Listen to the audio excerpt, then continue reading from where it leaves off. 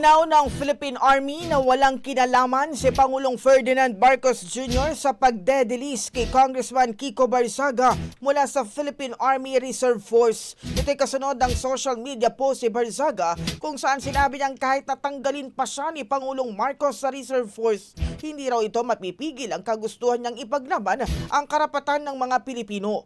Sa panayam ng Brigada News sa FM Manila, kay Army spokesperson Colonel Louie Di Maala, iginiit niyang ang rekomendasyon ay batay nga sa post ni Congressman Barzaga kung saan makikitang nakasuot siya ng uniforme habang nananawagan sa mga uniform personnel na lumahok sa protesta na labag umano sa panuntunan ng AFP. Hindi po bawal na magsuot ang ating mga reservists ng uniform nila in the performance of their mandated duty. However, if you are uttering seditious statements while in military uniform, ibang usapan po yun. That is a violation of the existing AFP regulations and the Republic Act 7077, which enumerates ito yung mga dapat na mga titingnan natin na situations while we are a member of the Reserve Force.